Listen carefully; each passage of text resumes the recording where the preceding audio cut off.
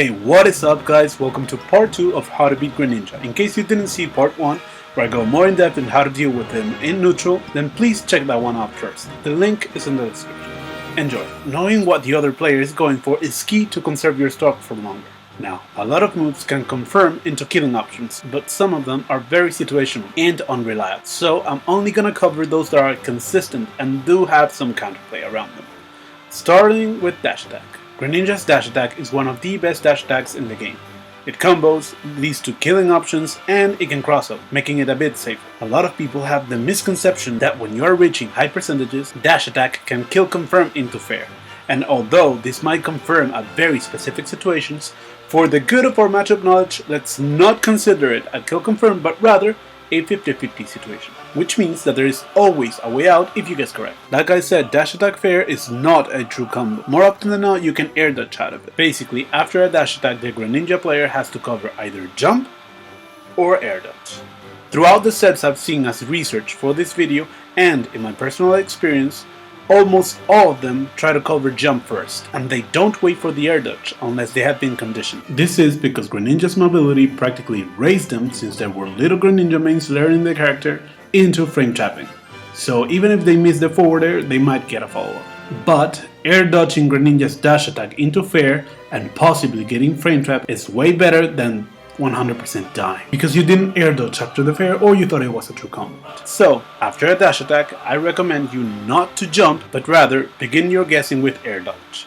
Especially if you have a good recovery, in which case, directional air dodge away from the stage can be very hard to cover. The other move that you should be in the lookout for is down tilt. Down tilt is quick, it doesn't have much cooldown, and it combos into up smash and other painful stuff, making it a kill confirm. As usual, the trick is to remember or be conscious that the down tilt might kill you at certain percentages. Try to have this memorized. Whenever Greninja gets you to about 65%, whenever you see the color of your damage turn like orange, consider this a move to avoid. Remember what I said in part 1, it is always a good measure to challenge Greninja's shield from the back and try to poke safely. Now, if you have played against a good Greninja, you have probably seen his or hers drag down setups. These are the highlights of Greninja's playstyle, and it can serve as a bridge to link most of his cool setups. This can be very strong, and I actually don't have an actual countermeasure for this one, but if you have never played the matchup before, I'll mention it just so you at least have an idea of what to expect. At mid percentages, Greninja can combo dash attack into drag down upper, forcing a tech situation. If you don't tech, then a variety of very painful and sexy stuff will follow, including resetting that exact same situation,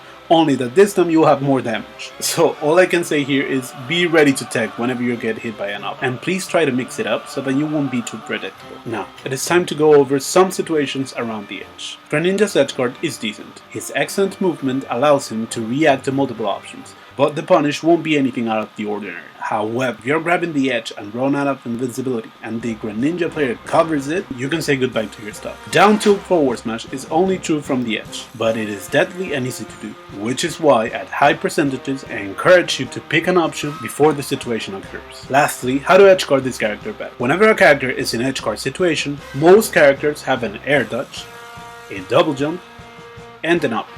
It is your job to acknowledge these resources as they use them to get back into stage. The problem a lot of people have, I know I did, especially when I didn't know the matchup, is that we don't even take side B into consideration.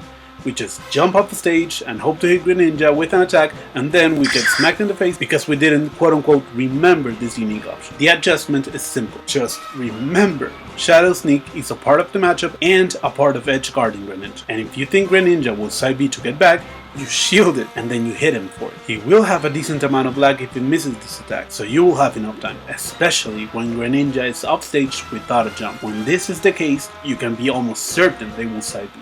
If this happens, you just wait for it, shield it, and hit him. If they still have a double jump, then they have a bit more mix up. But just don't forget Shadow Sneak is an option, and just because they did it once doesn't mean that they can just go ahead and do it again. Naturally, I don't need to say that if they are forced into using their up B, challenge it with whatever you got, since Hydro Pump doesn't have a hitbox. Before I conclude this video, I remember there is one more usage of Shadow Sneak that you should always keep in mind. Whenever you are recovering high, Side B can be used to surprise you from a distance. At this point, when you think you are safe from an aerial, Greninja just teleports towards you and hits you. Plus, you cannot see its shadow, so it's very hard to react to this. And it is very strong, which is why I think it is better to just avoid that situation entirely and avoid this horizontal angle. Whenever you are recovering high, if you still have a jump or a good fastball, be ready to use them when you see Greninja aligning with you. Oh, and don't ever let the other player go to an Omega or tripod version of Pictoshad, because you won't be able to see the shadow. Be sure to thank me when you win Genesis, thanks to that incredibly relevant tip.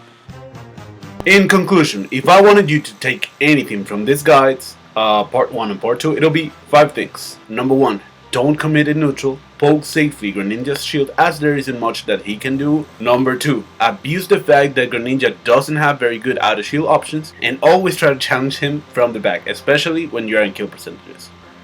Number 3, dash attack fair. It is not a true combo, but it is a 50-50 situation. Begin your guessing with air dodge until you are conditioned otherwise. Number 4, remember or be wary that down tilt Mike will kill you when you're reaching high percentages. And number 5, remember that Shadow Sneak is a part of Edgeguarding Greninja, so remember that option. As usual, if you enjoyed the video, please consider subscribing or at least liking the video.